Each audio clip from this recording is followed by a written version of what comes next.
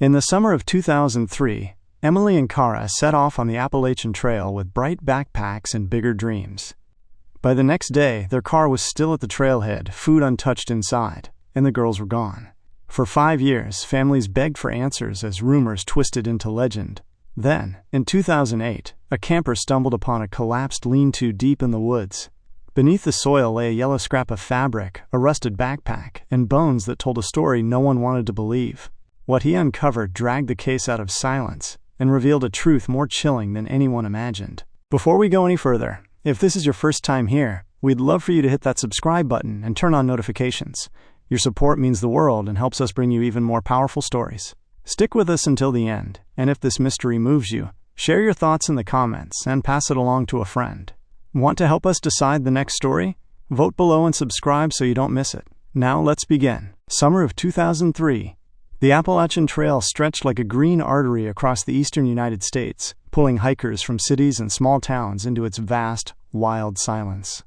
On a bright June morning, 2 teenage girls, Emily, 17, and Kara, 16, stood at a trailhead in Virginia, their backpacks snug against their shoulders, faces flushed with excitement. Emily was the steady one, tall, dark hair pulled back in a messy braid, a small notebook tucked into her side pocket where she liked to jot down what she saw. Kara was all restless energy, tugging at her yellow windbreaker, bouncing on the balls of her feet as if the path itself was daring her to move faster. Their parents stood nearby, watching with that mix of pride and unease. "Be careful. Stick to the trail," Emily's father called. Kara waved him off with a grin. "What's-up, Dad? We'll be fine." Her mother forced a laugh but adjusted the strap of Kara's pack anyway, fingers lingering a little too long. A few hikers passed them, nodding as they started up the path. The girls' laughter carried into the trees, light and careless, until the dense forest swallowed it. Neighbors later recalled seeing them days earlier, mapping out the hike at a cafe, heads bent close over a guidebook. One older woman whispered to a friend as she stirred her tea, "2 girls alone in those woods? Wow, that's risky." The friend shrugged. "They'll be fine. Kids do it all the time." But the way her voice trailed off betrayed doubt. The Appalachian Trail was alive that morning, with the scent of pine and damp earth. Sunlight poured through the canopy in shifting patterns. The girls paused for photos, Emily holding up a peace sign, Kara squinting into the light. To anyone passing, they looked like just another pair of teenagers chasing summer freedom. No one knew it would be the last time they'd be seen alive. The first few miles felt like adventure. The air was thick with the smell of damp soil, cicadas droning in the background like a soundtrack only the forest knew. Emily adjusted the straps of her pack, jotting quick notes in her little notebook. Mile marker 2. Wildflowers. Kara humming again. Kara laughed when she caught her, brushing a strand of hair from her face. "You're making this sound like some epic quest." They weren't alone on the trail. Other hikers remembered them clearly later. A middle-aged couple saw them by a stream, shoes off, splashing cold water over their faces. "2 girls full of life," the man recalled. Another hiker, pushing uphill with trekking poles, overheard Kara singing off-key, Emily groaning at her but smiling anyway. The Appalachians swallowed them deeper by the hour. Trees stretched taller, light filtered green, and the hum of civilization faded until there was only birdsong and the creak of their packs. At one rest point, Emily sat quietly on a log, eyes tracing the tree line. Kara threw a stick like a spear, laughing when it cracked against a rock. "Race you to the next marker," she yelled, darting off. By late afternoon, they were spotted one last time near a shelter used by through hikers. They shared snacks with 2 college kids who later described them as, quote, "happy, maybe a little tired, but fine." Emily had her notebook out again. Kara traded granola bars, joking about how she hated raisins. It was nothing remarkable, just small talk in the woods. And then, the trail bent away, the girls moving past the shelter, their voices fading. The path swallowed them whole. When the sun dipped below the ridges, hikers at the shelter assumed the girls had made camp further down. But no one saw them again. By Monday morning, the parents expected a call. Emily was always the responsible one. She'd promised to phone home once they reached their campsite. But the line never rang. At first, the families told themselves it was nothing. Spotty signal. Maybe the girls were just caught up in the adventure. But by Tuesday, unease turned into dread. Their car was still parked at the trailhead, maps folded neatly in the glove box, water bottles in the cup holders. Inside, a grocery bag with snacks sat untouched, like they planned to return soon. But the trailhead itself was quiet, only a ranger's truck idling nearby. The families filed a missing persons report. Within hours, officers and rangers spread across the first few miles of the path. Their boots crunched over pine needles, radios crackled with updates, but the woods gave nothing back. At one point, a ranger found the remains of a small campfire near a creek, ashes faintly warm, a candy wrapper tucked in the dirt. Was it theirs? No one could say. By evening, volunteers poured in. Flashlights cut through the dark, dogs barked into the trees, voices shouted the girls' names until hoarse. Still, no reply. The forest held its silence like a secret. At home, neighbors gathered in kitchens and on porches. One woman whispered, "2 girls, alone out there. What's up with letting them go?" Another sighed, stirring her tea. Wow, like parents can lock them in the house forever. The words weren't cruel, but they stung all the same. By the second night, fear hung over the trail. Families huddled together at the ranger station, staring at maps spread across tables, every red circle marking where teams had searched. Each circle meant nothing found. Emily and Kara had vanished into the wilderness, and the Appalachian wasn't giving them back. By the third day, the search exploded into one of the largest operations the county had seen. Lines of volunteers stretched across the ridges, walking shoulder to shoulder through waist-high ferns. Search dogs darted through the undergrowth, handlers straining to keep up as the hounds caught faint traces that fizzled into nothing. Helicopters thumped overhead, their spotlights sweeping across valleys like restless eyes. Every hour brought new reports.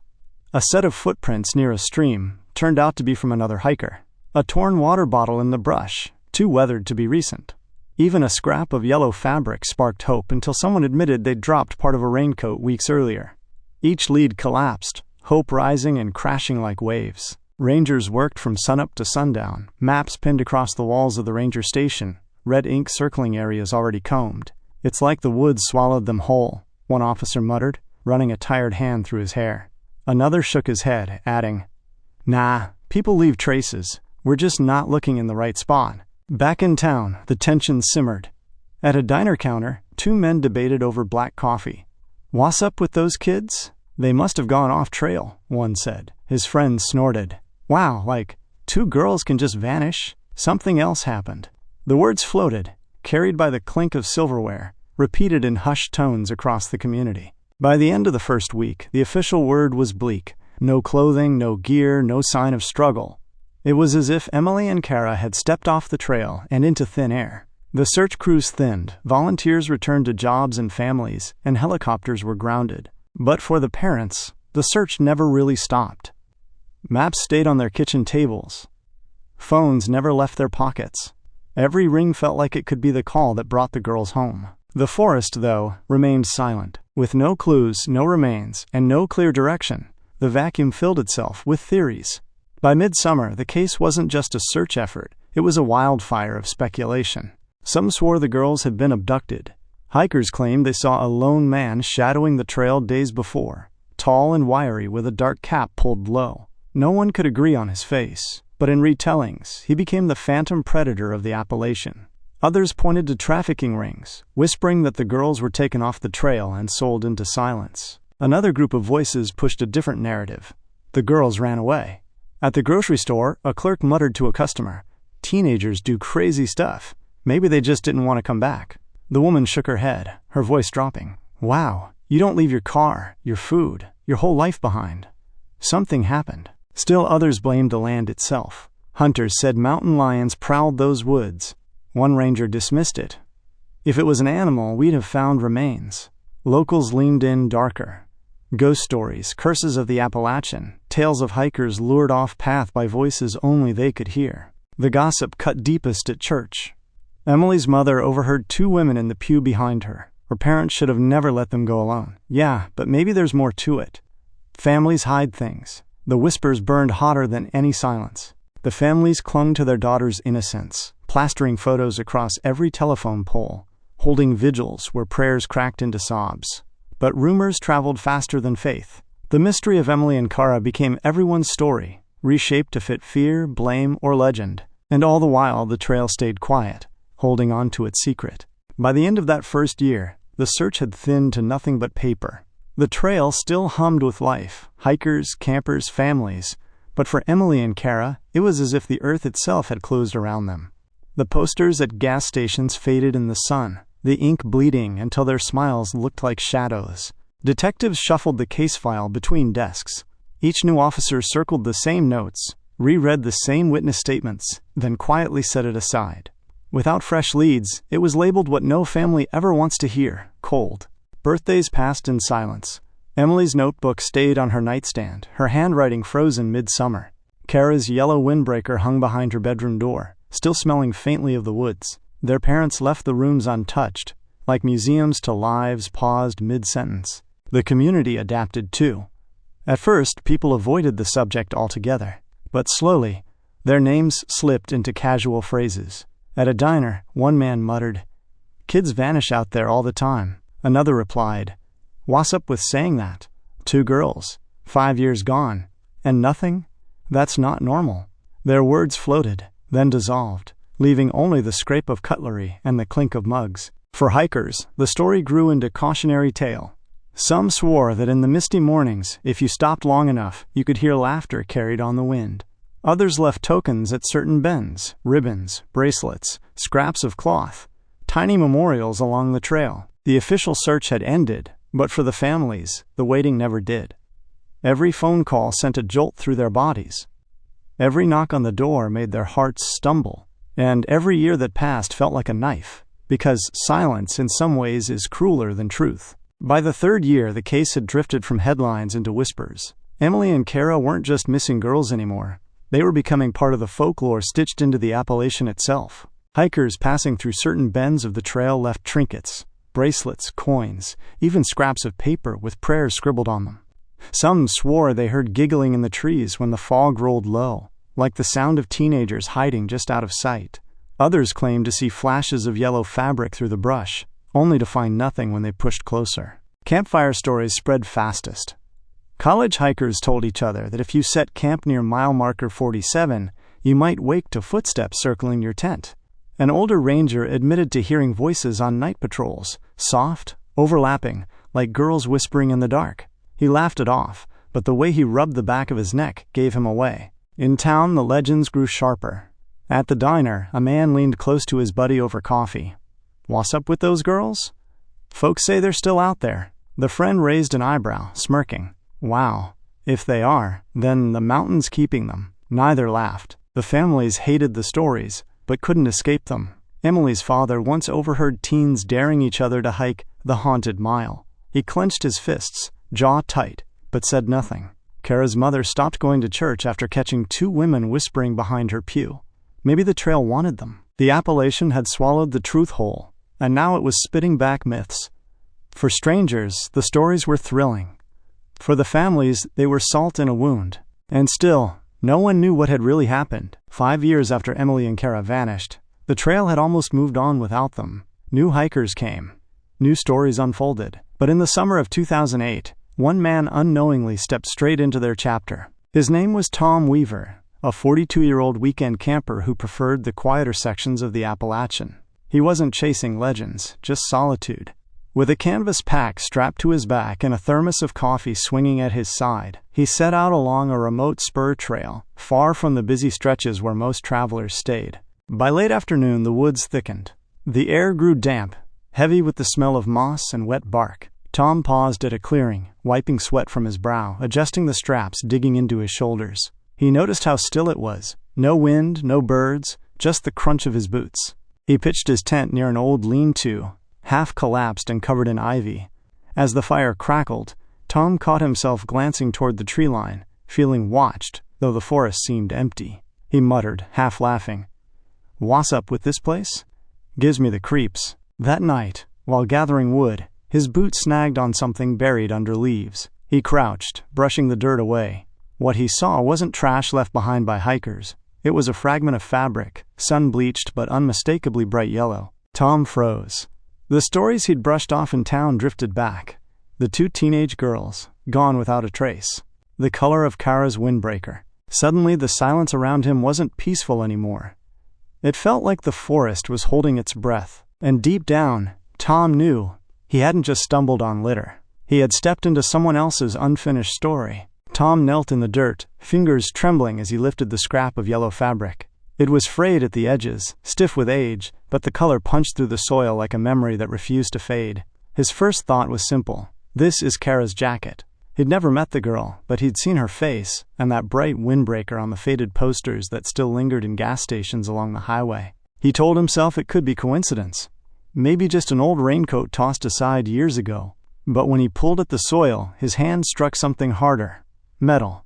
Brushing away the dirt, he uncovered a rusted zipper attached to a collapsed backpack. Inside, he found what was left of a journal, the pages warped and stuck together, ink bleeding into blue smudges. On the first salvageable sheet, faint words still clung. Mile 47, we're scared.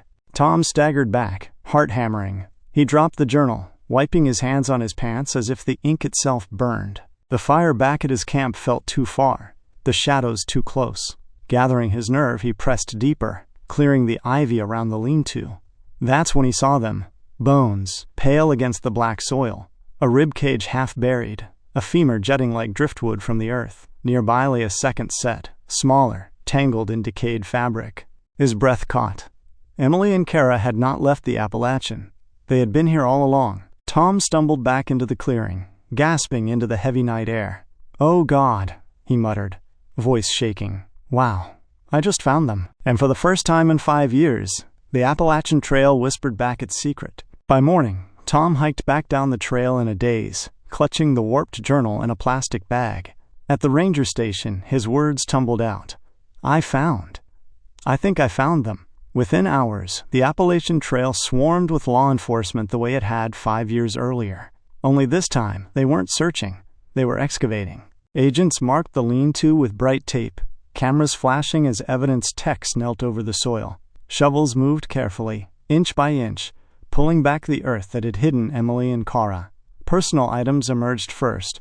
The corroded frame of Emily's glasses, a pair of hiking boots collapsed inward, the remnants of Kara's yellow windbreaker. The journal, though damaged, was confirmed as Emily's, her neat handwriting slowly fading into frantic scrawls. Reporters swarmed the site as news broke. Remains found in missing hiker's case.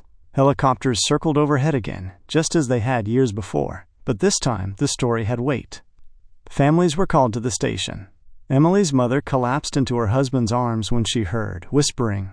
They were so close, all this time. Investigators pieced together the evidence. No signs of animal attack, no scattered remains dragged by predators.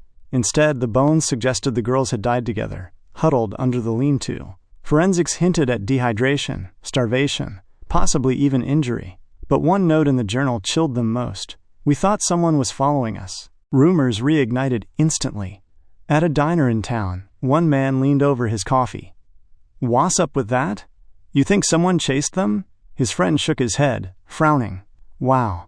Or maybe the woods just took them." For the FBI, it was no longer a mystery of where. It was now a question of how. The trail had given the girls back, but not the whole truth. Forensic teams spent weeks piecing together the story from what the trail had preserved. The bones revealed no blunt trauma, no clean weapon marks, nothing that screamed murder. But the placement told its own tale. The girls had died close together, side by side beneath the lean-to, as if clinging to each other in their final hours. Emily's journal became the key. Though water-damaged, fragments of her writing survived. Early entries described the hike, mile markers, birdsong, silly jokes Kara made. But as the pages turned, the tone shifted. "We keep hearing footsteps," one line read, shaky and rushed. Another note, scrawled in the margins, "Someone is out there." The final page trailed into scribbles. The words, "We're cold," barely legible through smeared ink. The FBI couldn't confirm foul play, but they couldn't rule it out either. If someone had stalked them, they left no trace beyond fear pressed into Emily's handwriting. Some agents leaned toward misadventure. The girls wandered off trail, got lost, and succumbed to exposure. Others whispered darker possibilities. Someone herded them there, left them to die slowly. Theories flared again in town. At the grocery store, 2 women stood whispering by the fruit bins. "What's up with that journal? Sounds like someone hunted them." The other shook her head, eyes wide. Wow. Or maybe they panicked and imagined it. Rumors filled the gaps truth wouldn't. For the families, the horror wasn't in the theories, it was in the reality. Their daughters hadn't vanished into thin air. They had suffered, alone in the woods, waiting for help that never came. The Appalachian Trail had held them for 5 long years, and when it finally gave them back, the story it told was crueler than silence. When the remains were confirmed as Emily and Kara, the news spread like wildfire.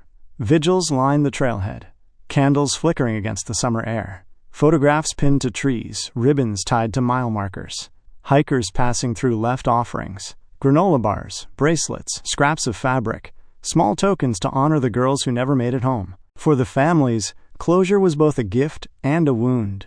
Emily's father said softly, "At least we can bring her home now." Kara's mother shook her head, clutching the yellow fabric, whispering, "She was out there all this time." The answers they long begged for had arrived, but they came wrapped in horror. In town, the legend cemented.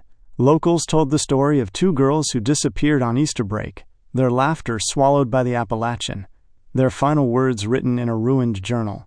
Around campfires, hikers repeated it as warning. The trail is beautiful, but it never forgets. And so Emily and Kara's names became part of its history, an echo carried in the trees, a reminder that sometimes the wilderness keeps its secrets too long, and when it finally reveals them, the truth is darker than the mystery itself.